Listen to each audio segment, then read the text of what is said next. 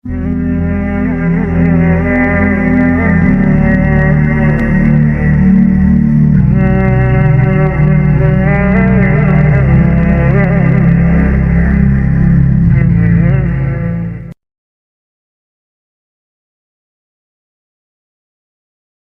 اندر جھانکو، اپنے من میں ڈوب کر پا جا سراغ زندگی۔ قرآن کیا کہتا ہے؟ وَفِي أَنفُسِكُمْ أَفَلَا تُبْصِرُونَ۔ اور تیسری اہم ترین آیات کیا ہے؟ آیات قرآنیہ۔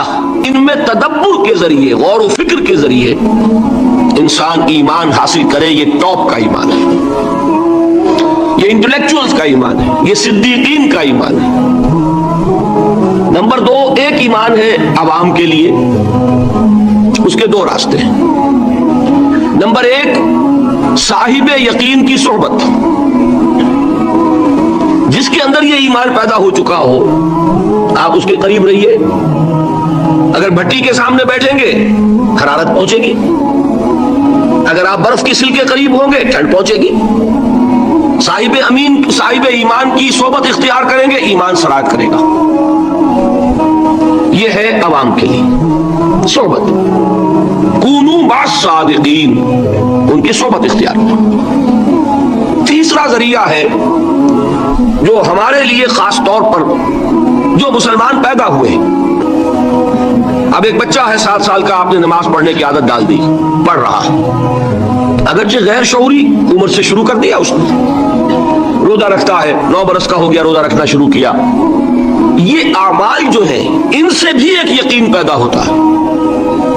جیسے یقین سے عمل پیدا ہوتا ہے، ایسے ہی عمل سے بھی یقین پیدا ہوتا ہے۔ جب مداومت کرتے رہیں گے اس پر تو اس سے بھی ایک یقین کی کیفیت انسان میں پیدا ہو جاتی ہے۔ سورہ حجرات میں جو بحث آئی ہے اس کے آخر میں یہی ہے کہ اے نبی، یہ بدو جو دعوے دار ہیں ایمان کے، یہ آپ پر احسان کر رہے ہیں، یمنون علیک ان اسلموا قل لا تمنوا علی اسلامکم بل اللہ یمن علیکم ان ہداکم للایمان ان کنتم صادقین۔ یہ آپ پر احسان دھر رہے کہ ایمان لے آیا، نبی ان سے کہیے مجھ پر اپنے ایمان کا کوئی احسان نہ دھرو، اپنے اسلام کا، بلکہ اللہ تم پر احسان دھرتا ہے کہ اس نے تمہیں ایمان کے راستے پر ڈال دیا ہے۔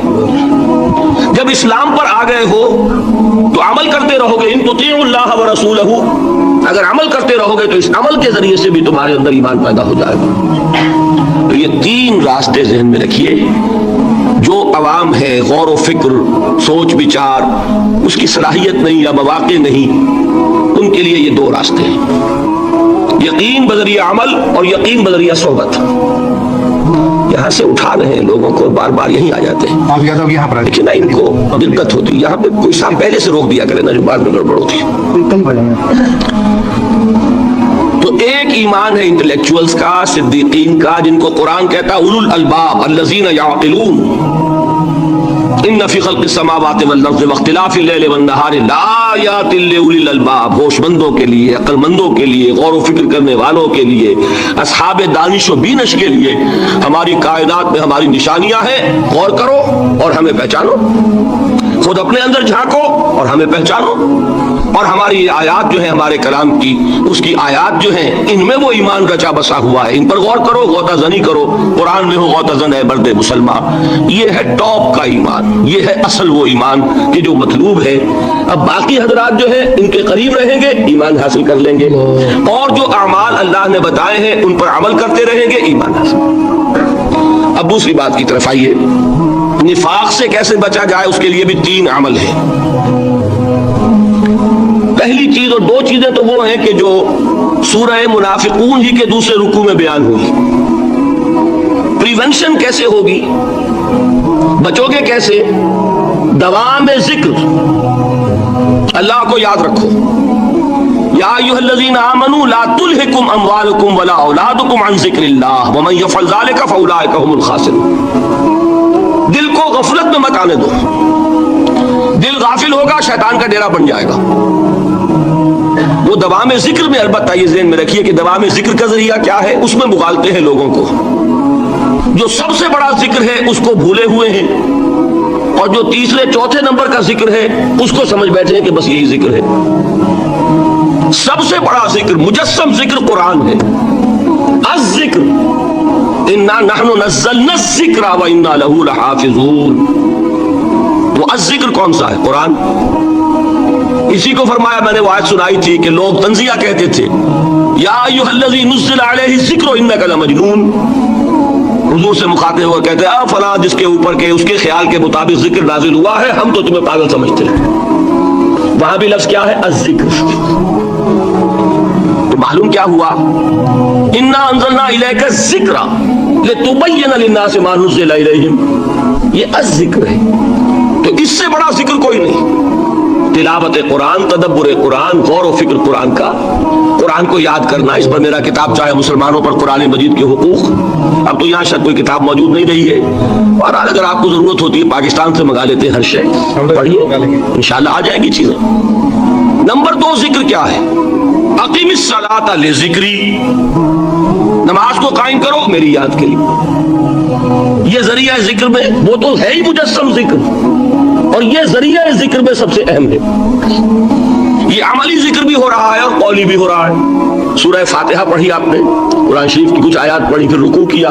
ये रुकू जो है ये आपका अमली जिक्र है कि आपने अपने वजूद से अल्लाह की अज़मत को तस्लीम किया।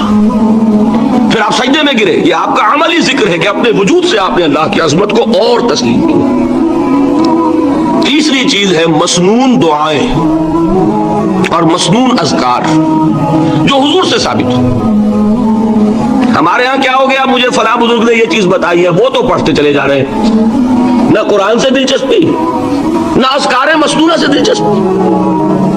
अदइया मासूरा, आप गौर करेंगे कि जिंदगी के हर अमल के लिए हुजूर की दुआ मौजूद है। सुबह उठे दुआ है, आँख खुलते ही बैतुल खला में दाखिल होने लगे दुआ है, निकले दुआ है, वुजू करने बैठे दुआ है, फारिग हुए दुआ है, मस्जिद के लिए घर से निकले दुआ है, मस्जिद में दाखिल हुए दुआ है, मस्जिद में तो है ही जिक्र, नमाज है, तिलावत है, बाहर निकले दुआ है, घर में दाखिल होने लगे फिर दुआ है, सवारी पर सवार हो रहे हैं दुआ है, उतर रहे हैं दुआ है, शीशा देख रहे हैं दुआ है, कपड़े पहन रहे हैं दुआ। जिंदगी का कोई अमल नहीं यहाँ तक के जो ताल्लुक ज़नो शौ है, जिसको कि खालिस हैवानी बात समझा जाएगा, उसके लिए भी दुआ है। गफलत में वो काम भी नहीं करता। समझ रहे आप? अब आप गौर कीजिए, इसमें कोई इजाफी वक्त नहीं लगा, कोई इजाफी पोस्टर इख्तियार नहीं किया आपने, यूं बैठो, इस तरह बैठो, यूं करो, कोई आपका वक्त इजाफी नहीं लगा। जो काम कर रहे हैं और आप अल्लाह को याद कर रहे हैं, और वो अल्लाह की याद उस काम की मुनासिबत से है। इन अदिया मासूरा से 2 ताल्लुक जुड़ गए इंसान के। दुआ किससे कर रहे हैं? अल्लाह से, जुड़ा के नहीं। और ये अल्फाज किसके हैं? मोहम्मद रसूलुल्लाह के। तो आपके 2 ताल्लुक जुड़ गए। आप अपनी जी से घड़कर दुआ मांगेंगे तो पहला ताल्लुक हो जाएगा, दूसरा नहीं होगा। बेहतर से बेहतर दुआ मांग लें आप, लेकिन हुजूर से जो मासूर और मसनून अल्फाज जब आप ज़बान से निकालते हैं तो आपका ताल्लुक अल्लाह से भी हुआ बज़रिया दुआ, और वो अल्फाज चूंकि हुजूर के हैं सल्लल्लाहु अलैहि वसल्लम, तो हुजूर के साथ हुआ। ये तीसरा दर्जा है। चौथे दर्जे में मैं मानता हूं कि एक होती है खास किसी शख्स के अमराज की तशखीस करने के बाद तजवीज़। कोई अगर तबीब है, माहिर तबीब रूहानी, वो आपको देखेगा तो अंदाजा लगाएगा कि आप में क्या कमी है, उसके मुताबिक आपको जिक्र बताएगा। भाई फला आयत का मुराकबा किया करो। किसी में बुज़दिली होती है, किसी में माल की मोहब्बत ज्यादा होती है, किसी में तवक्कुल की कमी है, किसी में शोहरत की ख्वाहिश है, नुमाया होने का जज्बा है, किसी में तकब्बुर है। सबका एक सा बरस तो नहीं होता ना। तो ये दर हकीकत अंधे की लाठी से नहीं चलने वाली बात। ये तो माहिर की काम है कि वो तजवीज़ करे कि तुम्हारे लिए खास तौर पर जिक्र ये है। दर हकीकत हमारे जो ये सिलसिले थे सलूक के, ये बड़े माहिर होते थे, ये लोग बड़े माहिर अतिब्बा थे। ये जो इल्म नफ्सियात है उसके हमारे सूफिया से बढ़कर कभी कोई आलिम गुजरा ही नहीं दुनिया में। फ्राइड क्या है और एडलर क्या है और यूंग क्या है, बच्चे हैं। हमारे सूफिया इकराम ने जिस तरह इंसान की नफ्सियात को समझा है और वो उनकी मुनासबत से तजवीज़ करते थे। लेकिन इसको रखा जाएगा चौथे नंबर पर। جیسے مولانا احمد علی صاحب فرمایا کرتے تھے بھائی اس آیت کا مراقبہ کیا کرو. مراقبہ کیا مانی؟ اب ان الفاظ کو بھی ہم نے خام خواہ کچھ خاص ایک شکل دے دی. مراقبہ کیا؟ توجہ کرنا، دھیان کرنا، خاص اس آیت کے اوپر، اس کے معانی پر اپنے ذہن کو جمانا. وہ کیوں ہے؟ تاکہ آپ کے اندر جو کمی ہے اس کی تلافی اس سے ہو. لیکن یہ کہاں آئے گا؟ چوتھے نمبر پر. سمجھ گئے؟ تو نفاق سے بچنے کا ذریعہ، پریونشن کیا ہے نفاق سے؟ دوام ذکر. نہ تمہیں تمہاری اولاد، نہ تمہارے اموال، نہ تمہاری تجارت، نہ کاروبار اللہ کے ذکر سے غافل نہ کر سکے. پنجابی میں کہتے ہیں کہ ہتھ کارول اور دل یارول. کام کر رہے ہیں آپ، لیکن یہ کہ دل اللہ کے ساتھ لگا ہوا ہے، زبان تر ہے اللہ کی یاد سے. جو قرآن یاد ہے، گاڑی میں آپ بیٹھے جا رہے ہیں، 2 گھنٹے آپ کو کار میں لگانے ہیں، قرآن شریف پڑھتے جائیے، اس سے بڑا ذکر ہی کوئی نہیں. یہ ہے پریونشن. اب اگر مرض ہو جائے تو کیا ہو؟ اس کے لیے 2 چیزیں ضروری ہیں. ایک دیکھیے عجیب ہے، یہ نفاق کا علاج انفاق سے. صرف ایک الف لگانا. انفاق کے معنی اور ہے. یہ بنا ہے کس سے؟ نفقت الدراہم، پیسے ختم ہو گئے، مک گئے. یا نفق الفرس، گھوڑا مر گیا. تو مال کو کھپانا، لگانا اللہ کی راہ میں. اگر دل میں نفاق کی کوئی آلائش آئی ہے تو اس کا ازالہ ہوگا انفاق فی سبیل اللہ سے. مال اللہ کی راہ میں دیجئے، صدقہ کیجئے، خیرات کیجئے، دیجئے، اللہ کے دین میں لگائیے. جتنا لگائیں گے نفاق دھل جائے. اس لیے کہ اصل سبب نفاق کا ہے ہی حب دنیا، دنیا کی محبت. لہذا اس کا ازالہ ہوگا جو سب سے محبوب شے ہے، مال. انہ لحب الخیر لشدید.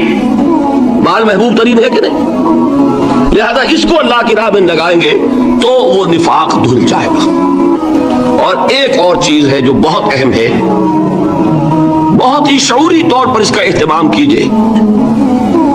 جس وقت دین کے کسی فرض کی انسان کو سمجھ آ جائے، اس کا شعور پیدا ہو جائے، پھر ڈیلے نہ ہو.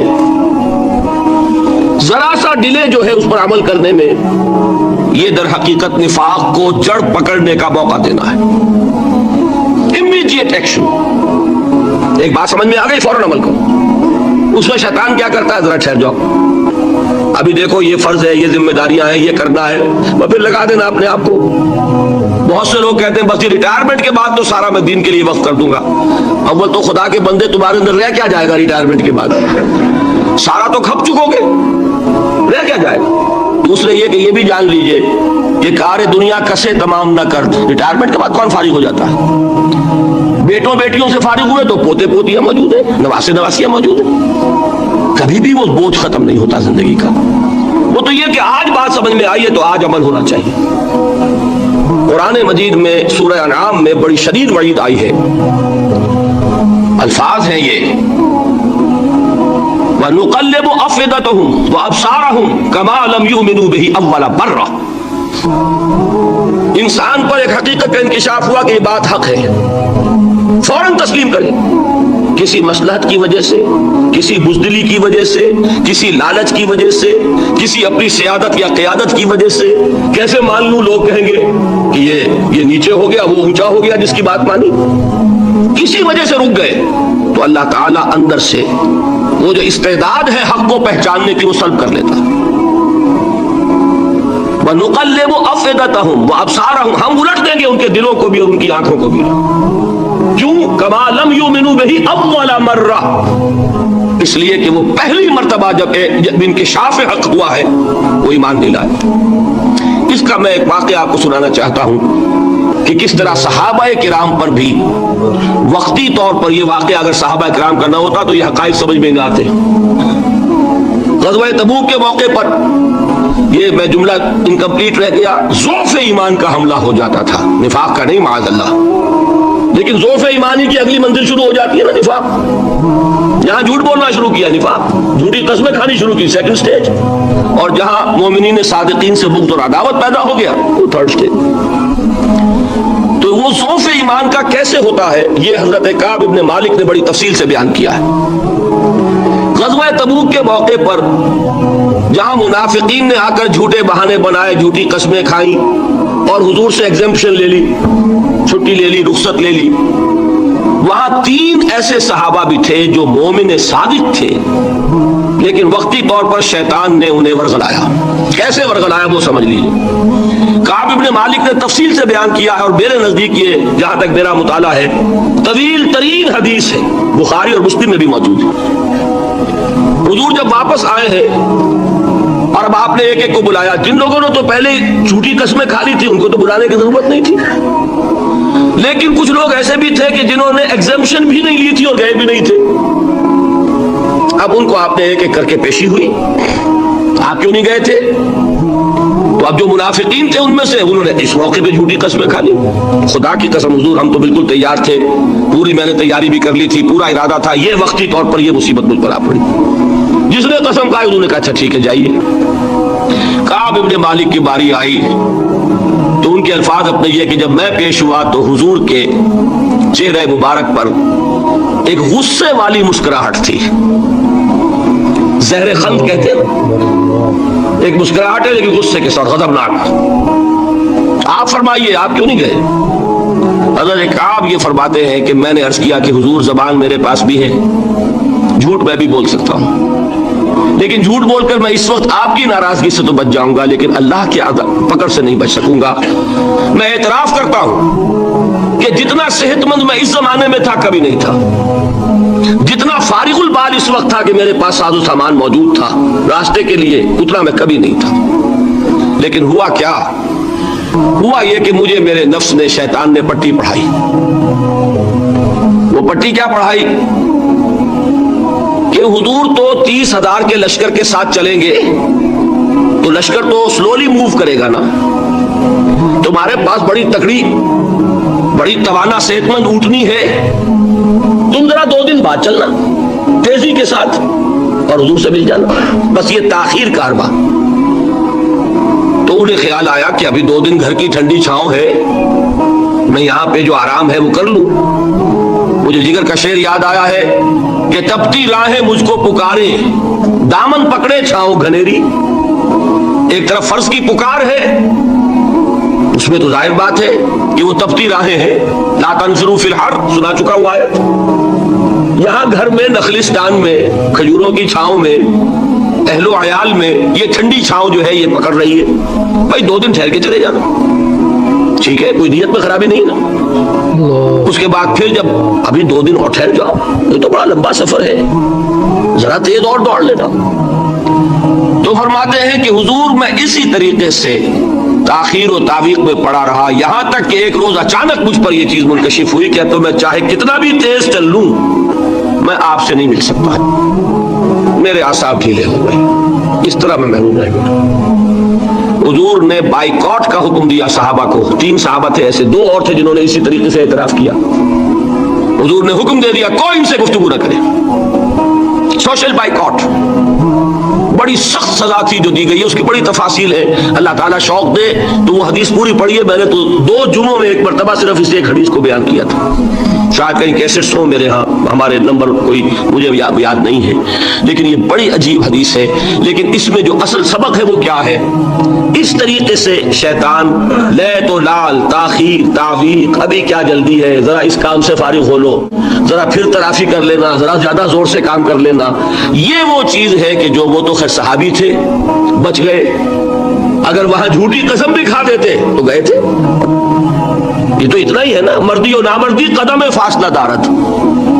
اس میں تو یہی ہے کہ ذرا ایک جھوٹی قسم کھا دیتے, جھوٹے بہانہ بنا دیتے تو اب ضعف ایمان نہ رہتا, وہ نفاق کی سرد شروع ہو جاتی. وہ اللہ تعالیٰ نے ان کو بچایا, لیکن یہ کہ ہم کیسے بچیں گے اگر ہم نے یہ روش اختیار کی. لہذا 3 کام, دوام ذکر نمبر 1, اس کی میں شرح کر چکا ہوں. 4 اذکار یاد کر لیجئے گا ان کو, ورنہ کیا فائدہ. نمبر 2 انفاق فی سبیل اللہ, نفاق کا علاج انفاق سے. نمبر 3 یہ عادت اپنے اندر پیدا کیجئے شعوری طور پر کہ جب ایک حقیقت واضح ہو جائے فوراً اعتراف کہ ہاں بھائی بات ٹھیک ہے آپ نے. جب ایک فرض کا احساس ہو جائے فوراً اس کی ادائیگی کے لیے آغاز. تاخیر و تعویق ہے کہ جس سے پھر نفاق کو موقع ملتا ہے. اللہ تعالیٰ مجھے اور آپ کو حقیقی ایمان عطا فرمائے اور نفاق سے بچائے رکھے. اب آئیے حقیقت و اقسام شرک پر. دیکھیے ہر شخص یہ جانتا ہے کہ اسلام دین توحید ہے. ایک لفظ میں اگر کہیں گے تو اسلام کا سب سے بڑا وصف، سب سے بڑی علامت توحید. وہ جو اقبال نے کہا کہ توحید کی امانت سینوں میں ہے ہمارے، آسان نہیں مٹانا نام و نشاں ہمارا، تو توحید ہے. توحید کی ضد ہے شرک. ٹھیک، اس سے میں ایک نتیجہ نکالتا ہوں، کوئی مسلمان جان بوجھ کر مشرک نہیں ہو سکتا. یہ میرا نتیجہ ہے، جان بوجھ کر مشرک نہیں ہو سکتا. وہ شرک میں مبتلا ہوگا تو نہ سمجھی میں ہوگا، نہ دانی میں ہوگا، وہ اسے شرک نہیں سمجھے گا. یہ ممکن نہیں ہے کہ کوئی مسلمان ہو، گیا سے گیا مسلمان، گزرا سے گزرا مسلمان، گھٹیا سے گھٹیا مسلمان، لیکن وہ شرک کو شرک سمجھتے ہوئے اس میں آلودہ ہو جائے. ہوتا کیا سمجھ میں نہیں آتا کہ شرک.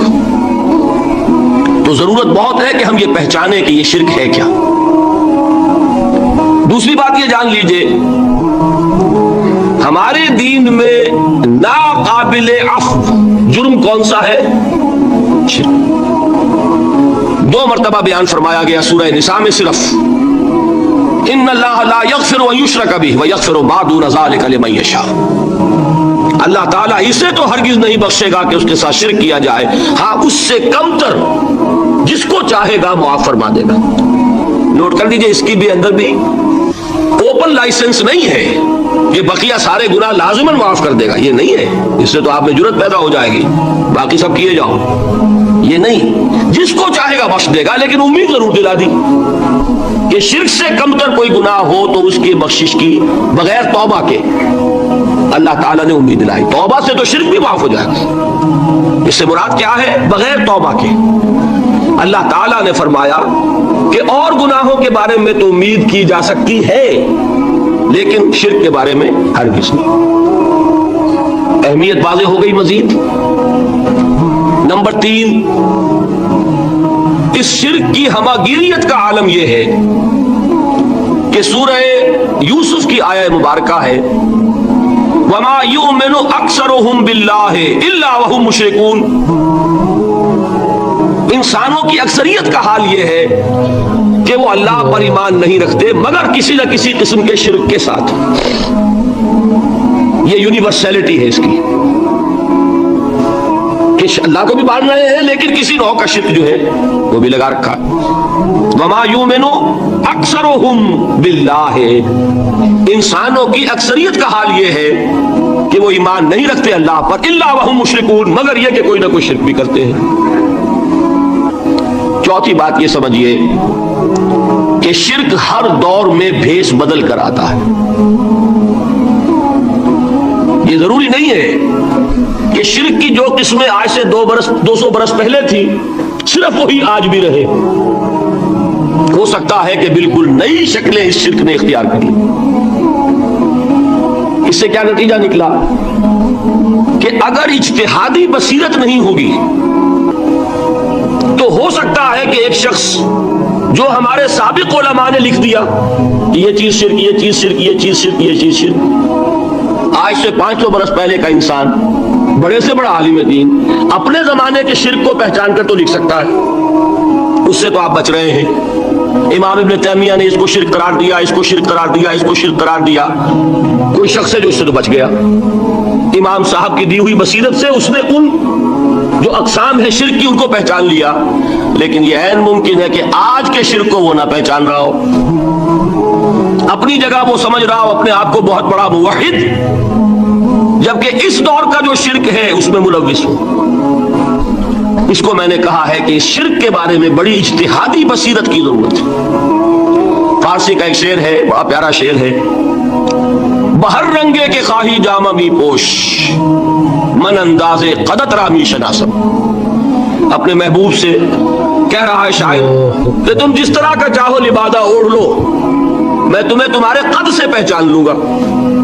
کتنا ہی چھپا لو اپنے آپ کو، کیسے ہی لباس بدل لو، بہر رنگے کے خواہی جامہ می پوش من انداز قدت رامی شناسم، میں تمہارے قد سے تمہیں پہچان لوں. یہ اگر بصیرت نہ ہو کہ شرک کو اس کے قد سے پہچان سکیں آپ، اس کے لیے ضرورت ہے اصولوں کی، دیکھیے جس طرح الجبرا کے اصول ہوتے ہیں، فارمولا ہے، فارمولا ہاتھ میں آ گیا، مسئلے حل کرتے چلے جا رہے ہیں، آپ اپلائی کرنے کی دیر ہے فارمولے کی۔ اگر آپ نے صرف گنتی کر کے کسی زمانے کے شرک وہ تو سمجھ لیے، لیکن وہ بصیرت باطنی حاصل نہیں ہوئی، اجتہادی بصیرت، وہ اصول ہاتھ میں نہیں آئے کہ جس سے آپ پہچان سکیں، تو ہو سکتا ہے کہ اس دور کے شرک کو آپ نہ پہچان سکیں۔ اس کے لیے ضرورت ہے کہ اصل اصول ہاتھ میں آ جائیں تاکہ ان اصولوں کو اپلائی کریں۔ ایک بات مجھ سے اور سن لیجئے، میرا اپنا یہ تاثر ہے، ہمارے دین میں خیر، بھلائی، نیکی، چاہے وہ نظریے کی ہو، علم کی ہو، عقیدے کی ہو، عمل کی ہو، اخلاق کی ہو، وہ سب کیا ہے؟ وہ توحید ہی کے شجرہ طیبہ کی شاخیں ہیں۔ اور شر، برائی، گمراہی، خیالات کی ہو، نظریات کی ہو، علم کی ہو، عقیدے کی ہو، عمل کی ہو، اخلاق کی ہو، سب کے ڈانڈے شرک کے شجرہ خبیثہ سے ملتے ہیں۔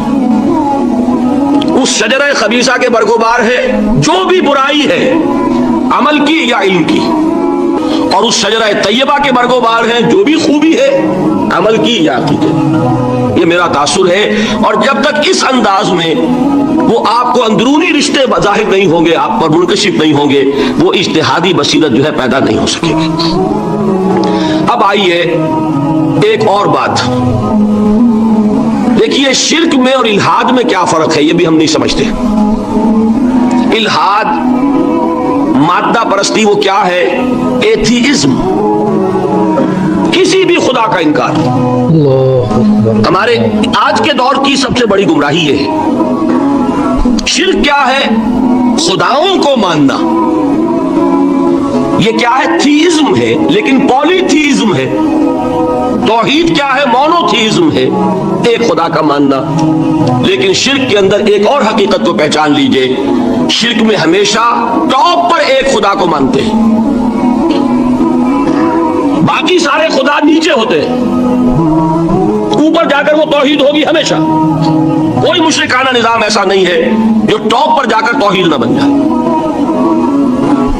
دیکھیے ہندو دیویاں، دیوتا بے شمار، لیکن مہادیو وہ بھی کیا دو ہیں؟ مہادیو وہ تو ایک ہے۔ انگریزی میں گاڈز، گاڈیسز، لیکن وہ چھوٹے جی سے لکھے جائیں گے، چھوٹے جی سے لکھے جانے والے gods and goddesses. Roman mythology ہو، گریک مائتھولوجی ہو، ان دیویوں دیوتاؤں کے نام ہی آپ نہیں یاد کر سکتے، لیکن گاڈ بڑے جی سے وہ ایک ہے کہ نہیں؟ ٹاپ پر جو ہے وہ ایک ہے، اس کو وہ بھی مانتے ہیں کہ اومنی پوٹنٹ، اومنیشنٹ، اومنی پریزنٹ، علی کل شیء قدیر، بکل شیء علیم، ہر جگہ موجود، وہ تو ایک ہی ہے، وہ تو کیپٹل جی سے لکھا جائے گا۔ باقی اس کے نیچے فوج ہے دیویوں کی، دیوتاؤں کی، خداؤں کی اور خدانیوں کی، وہ گاڈز اینڈ گاڈیسز ہیں۔ عرب میں کیا تھا؟ میں نے پہلے آپ کو وہ دو مثالیں دے دی ہیں، تیسری اور ایران کی لے لیجئے۔ خیر کا خدا اور شر کا خدا اور، ایک یزداں، ایک اہرمن، ٹھیک، سنویت ہو گئی نا، دو خداؤں کو مانا، لیکن وہی ہے جو خدائے خدائے گاں، خداؤں کا خدا، اس کو ایک ہی مانتے ہیں۔ یہی معاملہ عرب میں تھا، اللہ وہ ایک ہی تھا ان کے ہاں۔ قرآن میں آتا ہے ان سے پوچھئے وَلَئِن سَأَلْتَهُم مَّنْ خَلَقَ السَّمَاوَاتِ وَالْأَرْضَ لَيَقُولُنَّ اللَّهُ، جب ان سے کہا جاتا ہے کہ کس نے پیدا کیا آسمان اور زمین کو، یہ فوراً کہیں گے اللہ نے۔ فَأَنَّىٰ يُؤْفَكُونَ، تو یہ ماننے کے بعد کدھر جا رہے ہیں؟ وہ کیا کہتے تھے کہ وہ بڑا اللہ تو ایک ہی ہے، لیکن چھوٹے آلہہ ہیں۔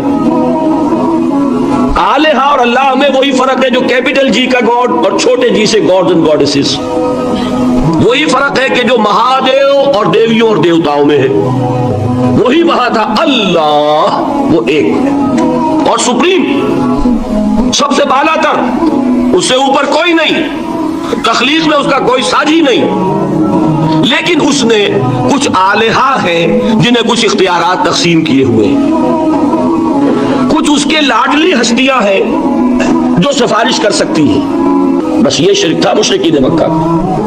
بات سمجھ رہے ہیں؟ اس کا جائزہ لیں گے تو آپ کو، اور جو آج شرک کی اقسام میں بیان کروں گا اس کو ہاتھ میں لیں گے تو کسی موحد کا تلاش کرنا مشکل ہو جائے گا. ڈھونڈ اب ان کو چراغ رخ زیبا لے کر. آج جن کا نام مسلمان ہے ان کی اکثریت کسی نہ کسی نوع کے شرک میں مبتلا ہے. اب آئیے اقسام شرک. اقسام شرک میں بھی وہی کیفیت ہے جو نفاق کے بارے میں میں نے عرض کی تھی کہ ایک تقسیم یہ ہے جو علماء نے کی ہے، ایک ہے عقیدے کا نفاق، ایک ہے عمل کا نفاق. اسی طرح ایک ہے عقیدے کا شرک، ایک ہے عمل کا شرک. عقیدے میں نہیں، عمل میں ہے. ایک تقسیم آپ نے سنی ہوگی شرک جلی، شرک خفی. ایک ہے ننگا شرک، کھلم کھلا شرک. ایک ہے چھپا ہوا شرک جو نظر نہیں آتا. لیکن ایک مغالطہ اپنے دل سے نکال دیجئے، بعض لوگ شرک خفی کو شرک نہیں سمجھتے. یہ بہت بڑی غلطی ہے. اگر وہ شرک نہ ہوتا تو حضور اسے شرک نہ کہتے. کوئی اور لفظ، عربی زبان کا دامن جو ہے محدود نہیں ہے، پھر اس کے لیے کوئی اور لفظ اختیار فرمایا جاتا ہے وہ شرک. لیکن ایک شرک ہے جلی جو نمایاں ہے، نظر آ رہا. ایک ہے شرک خفی جو نظر نہیں آ رہا. اور وہ کتنا خفی ہو سکتا ہے اس کی ایک مثال دی حضور نے. شرک خفی اتنا خفی ہو سکتا ہے، ذرا مبالغہ دیکھیے جو حضور نے بات کو سمجھانے کے لیے مثال میں جو مبالغہ اختیار فرمایا. ایک سیاہ اندھیری رات میں ایک سیاہ پتھر پر ایک سیاہ چیونٹی کو رینگتے ہوئے دیکھنا جتنا مشکل ہے اتنا ہی شرک خفی کا پہچاننا مشکل ہے. بتائیے، آپ نے فرمایا انا افصح العرب، میں عرب کا فصیح ترین انسان ہوں. اس سے آگے کوئی مثال دی جا سکتی ہے؟ اندھیری رات، تاریک رات، پتھر سیاہ، چیونٹی سیاہ، کون دیکھ سکتا؟ جتنا اس کو دیکھنا ناممکن ہے اتنا ہی شرک خفی کا پہچاننا مشکل ہے. گویا کہ اس سے تو اللہ ہی بچائے گا تو انسان بچے گا. ایک آخری بات تمہیداً اور عرض کر دوں، پھر میں چلوں گا اقسام پر. میری جو باتیں آپ کے سامنے آئی اس سے ایک منطقی نتیجہ نکلتا ہے. کوئی شخص اگر حقیقتاً شرک سے بچ جائے، واقعتاً شرک سے بچ جائے، ہر قسم سے بچ جائے، اس سے بھی اوپر کوئی انسان ہوگا. گویا کہ یہ آخری منزل ہے. یا یوں کہیے کہ جس شخص کے بارے میں اللہ تعالیٰ یہ مان لے کہ میرا یہ بندہ شرک سے بری ہے، اس سے بڑی سند کوئی ہے؟ دی ہائیسٹ ٹیسٹیمونیل، سب سے بڑی سند، سب سے بڑی تعریف جو بندے کی ہو سکتی ہے وہ کیا ہے؟ یہ مشرک نہیں. یہی وجہ دیکھیے آپ قرآن مجید میں حضرت ابراہیم کے ذکر میں دیکھیں گے. ابراہیم کا مقام کیا ہے؟ خلیل اللہ، ابو الانبیاء، امام الناس. تین نسبتیں ہیں، تینوں بڑی عظیم. اللہ کے ساتھ نسبت کیا ہے؟ خلیل. واتخذ اللہ ابراہیم خلیلا. ابو الانبیاء، کتنے نبی ہیں ان کی نسل میں؟ اسحاق اور اسماعیل سے چلیے، پھر یعقوب اور یوسف، اور پھر چلیے موسیٰ اور ہارون، اور پھر چلیے سارے انبیاء بنی اسرائیل کے حضرت عیسیٰ، پھر یہاں تک کہ محمد الرسول اللہ. کس کی اولاد ہے؟ ابراہیم کی. ابو الانبیاء. اور نمبر 3، انی جاعلک للناس اماما، امام الناس. اور قرآن میں جو سب سے بڑی سند انہیں دی جاتی ہے وہ کیا؟ وما کان من المشرکین. تو ابراہیم مشرکین میں سے نہیں تھے. معلوم ہوا کہ یہ سب سے بڑی سند ہے، سب سے بڑا سرٹیفکیٹ ہے، سب سے بڑا ٹیسٹیمونیل ہے جو اللہ کی طرف سے کسی کو مل جائے. میں جو اقسام شرک بیان کرنا چاہتا ہوں تو میری تقسیم ذرا مختلف ہے. اب وہ ذرا اپنے ذہن میں وہ نقشہ بنا لیجئے، آپ بنایا کرتے ہیں. ایک اس کو پھر 3 میں تقسیم کیجئے. شرک کی 3 بڑی بڑی قسمیں ہیں. شرک فی الذات نمبر 1، شرک فی الصفات نمبر 2، شرک فی الحقوق نمبر 3. اور یہ میں عرض کر دوں آپ سے پہلے ہی، یہ مضمون بہت طویل ہے. میں آج صرف یہ کروں گا کہ خاکہ مکمل کر دوں. اب اس خاکے میں رنگ بھرنا، وہ تو ایک موضوع پر شرک فی ذات پر پوری تقریر ہونی چاہیے، شرک فی صفات پر ہونی چاہیے، ایک ایک گھنٹے کے میرے 6 کیسٹ ہیں اللہ کے فضل و کرم سے، جو کئی سال سے وہ پھیل رہے ہیں۔ 6 گھنٹے میں نے ان چیزوں کو بیان کیا، وہ موجود ہوں گے، لیکن آج وہ خاکہ ذہن میں بنا لیجیے، اور کچھ آپ کو الجبرے کے فارمولے ہاتھ میں آ جائے تاکہ خود آپ میں صلاحیت پیدا ہو جائے پرکھنے کی کہ اس فارمولے کو اپلائی کر کے دیکھ رہے ہیں یہ شرک ہے یا نہیں۔ یہ 2 کام تو میں انشاءاللہ آج کر دوں گا، آپ مطمئن رہے۔ باقی یہ کہ تفصیل وہ تو ہر سلسلے میں تفصیل پھر بہت ہوگی، وہ شوق ہو تو وہ کیسٹ آپ سنیے۔ تو 3 تقسیمیں ہو گئی، شرک فی الذات، اللہ کی ذات میں کسی کو شریک کر دینا، یہ سب سے زیادہ نمایاں، سب سے زیادہ جلی، سب سے زیادہ عریاں، اور اللہ تعالیٰ کو سب سے زیادہ مبغوض اور ناپسند شرک۔ شرک فی صفات نمبر 2، یہ ایک علمی مسئلہ ہے جس میں آدمی ٹھوکر کھا جاتا ہے اگر محتاط نہ ہو، بڑے سے بڑے آدمی کو ٹھوکر لگ جائے گی۔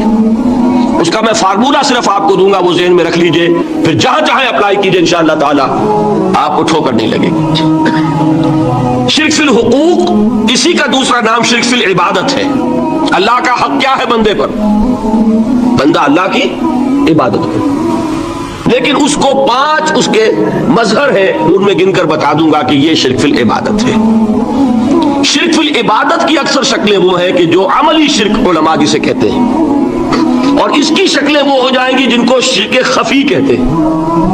تو سب سے جلی شرک فی الذات، سب سے خفی شرک فی الحقوق یا شرک فی العبادت، درمیان میں ایک علمی اعتبار سے مسئلہ ہے شرک فی صفات کا۔ اب آئیے سب سے پہلے شرک فی الذات، اس کی 2 قسمیں، اب اس کو تقسیم کیجئے 2 میں۔ ایک قسم جو زیادہ جلی ہے، زیادہ عریاں ہے، زیادہ ننگی ہے، یہ عجب ستم ظریفی ہے تاریخ کی کہ وہ ان قوموں میں پیدا ہوئی جو اپنا تعلق رسولوں سے جوڑتی ہیں۔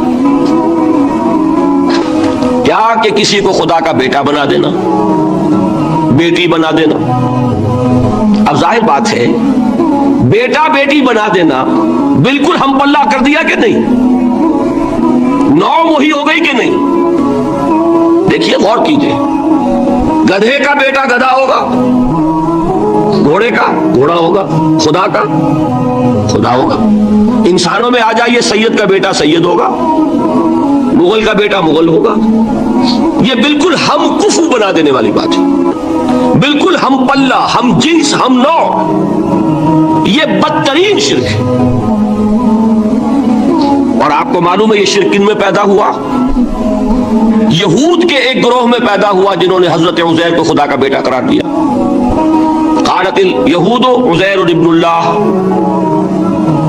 سب سے زیادہ پیدا ہوا عیسائیوں میں جنہوں نے حضرت مسیح کو خدا کا بیٹا قرار دیا، اور واقعہ یہ ہے کہ اس گمراہی میں ان سے آگے کوئی نہیں جا سکتا۔ ان بدبختوں نے یہاں تک صراحت کی ہے کہ مسیح خدا کا صلبی بیٹا ہے، اس لیے کہ 2 لفظ آتے ہیں، ایک ہوتا ہے ابن، ایک ہے ولد، ان میں ذرا فرق ہے۔ ابن کا لفظ عربی زبان میں کسی اور سینس میں بھی استعمال ہوتا ہے۔ ابن السبیل کسے کہتے ہیں؟ مسافر کو، کہ کیا وہ مسافر اور کیا وہ رستے کا بیٹا ہوتا ہے، سبیل کا بیٹا؟ ابن الوقت کسے کہتے ہیں؟ اپارچونسٹ۔ ابن الوقت کوئی اصول نہیں، گنگا گئے تو گنگا رام اور جمنا آئے تو جمنا داس، یہ کیا ہے؟ ابن الوقت۔ لیکن ابن کے معنی جو ہے وہ بیٹے کے بھی ہے، تو تعویل ہو سکتی ہے، لیکن انہوں نے ولد کہا ہے۔ ولد کسے کہتے ہیں؟ صلبی بیٹے۔ یہ بدترین شرک ہے۔ یہی وجہ ہے کہ قرآن مجید میں آپ دیکھیں گے کہ جتنا غضب اللہ کا ان پر بھڑکا ہے اس عقیدے پر، وَيُنذِرَ الَّذِينَ قَالُوا اتَّخَذَ اللَّهُ وَلَدًا، یہ قرآن نازل ہوا ہے محمد پر صلی اللہ علیہ وسلم تاکہ وہ خبردار کریں انہیں جنہوں نے یہ کہا ہے کہ اللہ نے کسی کو بیٹا بنایا۔ یہ سورہ کہف میں ہے، اور اگلی سورت سورہ مریم میں تو ایسا غضب اللہ کا ظاہر ہوتا ہے۔ وَقَالُوا اتَّخَذَ الرَّحْمَنُ وَلَدًا لَقَدْ جِئْتُمْ شَيْئًا إِدًّا تَكَادُ السَّمَاوَاتُ يَتَفَطَّرْنَ مِنْهُ وَتَنشَقُّ الْأَرْضُ وَتَخِرُّ الْجِبَالُ هَدًّا أَن دَعَوْا لِلرَّحْمَنِ وَلَدًا وَمَا يَنبَغِي لِلرَّحْمَنِ أَن يَتَّخِذَ وَلَدًا۔ انہوں نے کہا کہ رحمان نے کسی کو بیٹا بنایا؟ تم بہت بڑی گستاخی کی بات کر رہے ہو، تمہاری اس گستاخی کی وجہ سے آسمان پھٹ پڑنے کو ہے، زمین شق ہو جانے کو ہے، اور قریب ہے کہ پہاڑ ایک دھماکے کے ساتھ گر جائیں، کہ انہوں نے خدا کے لیے بیٹا تصنیف کر دیا۔ حالانکہ اللہ رحمان، اس کی شان اس سے بہت بلند و بالا ہے کہ اس کے کوئی بیٹا ہو۔ اس کی وجہ بھی سمجھ لیجئے کہ بیٹے کی ضرورت کسے ہوتی ہے؟ جو خود فانی ہو۔ کیوں ہے آپ کو طلب بیٹے کی؟ ہم نہ ہوں گے ہمارا نام زندہ رہے گا، یہ ایک ایٹرنل ہونے کی خواہش ہے، انہیرنٹ، نام چلے گا۔ اسی لیے بیٹی سے آدمی سمجھتا ہے کہ نام نہیں چلتا۔ یہ طلب جو ہے بیٹے کی کیوں ہے؟ بیٹے سے نسل چلتی ہے۔ اس کی ضرورت کس کو ہے؟ جو خود فانی ہے۔ وما ينبغي للرحمن ان يتخذ ولدا، جو خود باقی ہے ہمیشہ کے لیے، اس کو کوئی احتیاج نہیں۔ تو آپ نے بات سمجھ لی، میں بہت مختصر بات کروں گا آج۔ اسی طریقے سے حضرت ابراہیم کی نسل سے تھے جو مکے کے لوگ اور عرب کے لوگ، بنی اسماعیل، جو موحد کامل تھا ابراہیم، جس کو اتنی مرتبہ سند ملی وما کان من المشرکین، ان کی نسل میں وہ لوگ تھے جنہوں نے فرشتوں کو خدا کی بیٹیاں بنا دیا۔ یہ جو ان کی دیویاں تھیں یہ مؤنث، لات، عزا، منات، یہ سب کیا مؤنث نام ہے۔ انہوں نے یہ کہا کہ فرشتے جو ہیں وہ خدا کی بیٹیاں۔ اصل میں عقیدہ کیسے ہوتا ہے؟ انہوں نے کہا بڑے لاڈلے ہیں، لاڈلی ہوتی ہے بیٹی بہت زیادہ، تو یہ خدا کی بیٹیاں ہیں۔ ہوتے ہوتے ان کا یہ عقیدہ ایسا پکا ہوا کہ بجائے استعارے کے اب انہوں نے حقیقت بنا دیا یہ خدا کی بیٹیاں۔ ان پر قرآن مجید نے کئی جگہ پر ذرا ایک لطیف انداز میں تنزیہ پیرائے میں بھی کہا ہے کہ بھائی تم نے خوب کیا، انہوں نے الاٹ کیا تو بیٹا تو کیا، تم نے اللہ کو الاٹ کی تو بیٹیاں کی، جو تمہیں خود پسند نہیں۔ الکم البنون، تمہارے لیے بیٹے ہو، وَلَهُ الْبَنَاتُ، اور اس کے لیے بیٹیاں۔ تو یہ تو ذرا ایک لطیف انداز ہے، تنزیہ پرایا ہے، لیکن ان تینوں کو اب آپ ایک جگہ کر لیجئے۔ بیٹا بیٹی قرار دینے کا شرک، یہ کیا ہے؟ شرک فی الذات، ہر اعتبار سے اللہ کا مثل بنا دینا، ہم کف بنا دینا، ہم پلہ بنا دینا، ذات میں شریک کر دینا، یہ بدترین شرک ہے۔ یہی وجہ ہے، دیکھیے قرآن مجید کی عظیم ترین سورت کون سی ہے؟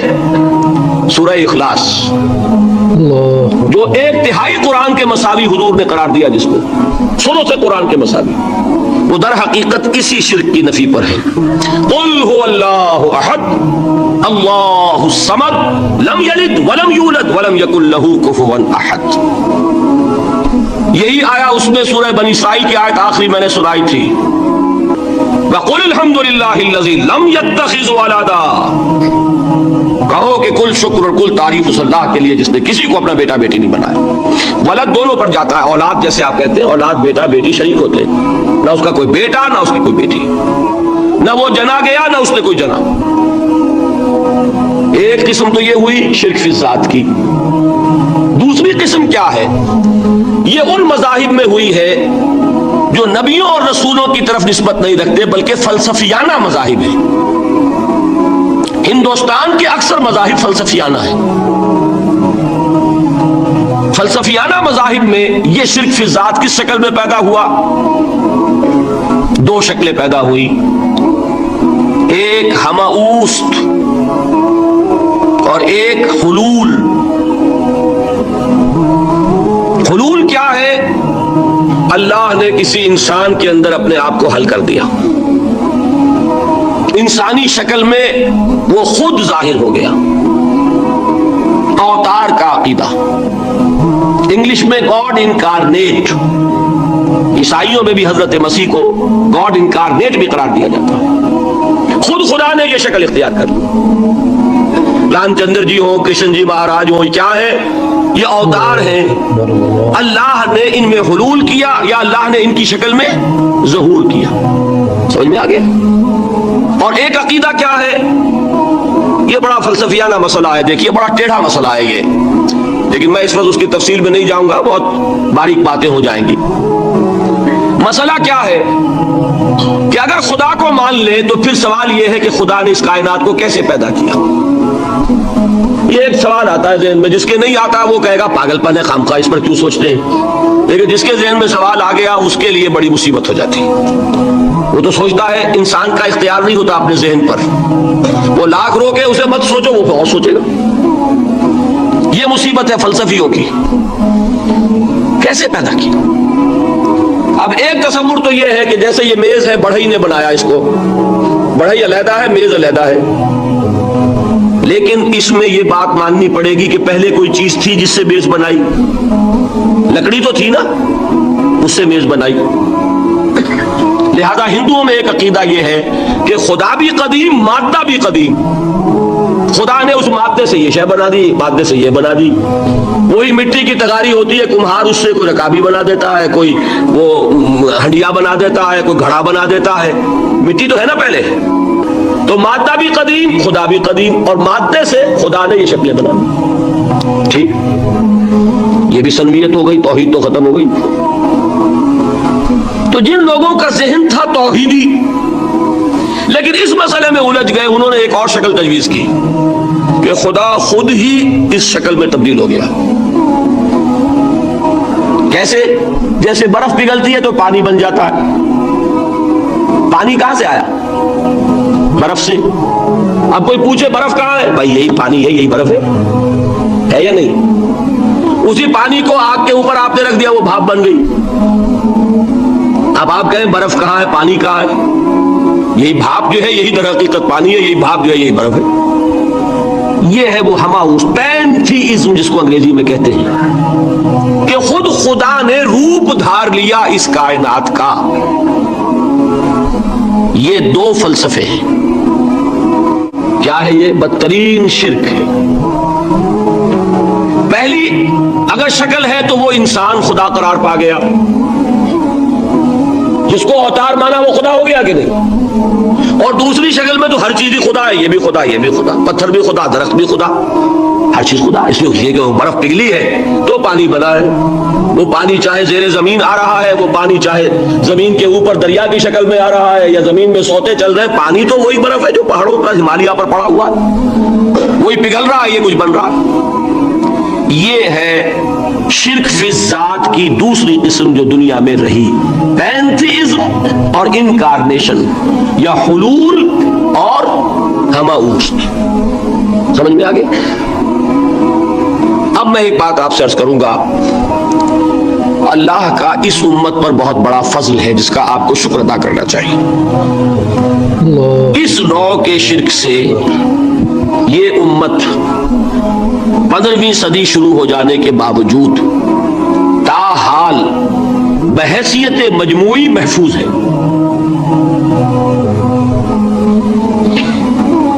میں نے بحیثیت مجموعی کہا ہے. کوئی افراد یا عوام الناس یا جوہلا یا شعراء یا نعت گو وہ مبالغہ آرائی میں کوئی بات کہہ دیتے ہو تو وہ علیحدہ بات ہے. لیکن مسلمانوں میں کوئی مستند فرقہ اور اس کے جو مستند عقائد ہیں ان میں الحمدللہ آج تک ایسی کوئی چیز شامل نہیں. اس کا جب آپ تقابل کریں گے نا, آپ کا کیا خیال ہے عیسائیوں کو حضرت مسیح سے کتنی محبت تھی؟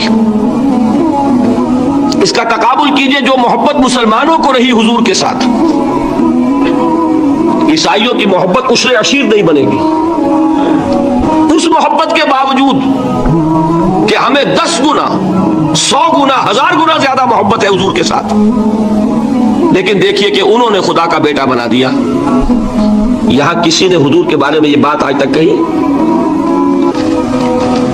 یہ بہت بڑا کنٹراسٹ ہے نا. یہ در حقیقت عقیدت اور محبت کا غلو ہوتا ہے. تو عقیدت اور محبت کی کمی تو یہاں بھی نہیں, الحمدللہ ان سے زائد ہے. لیکن الحمدللہ ثم الحمدللہ ثم الحمدللہ خدا کا بیٹا تو کسی نے نہیں بنایا.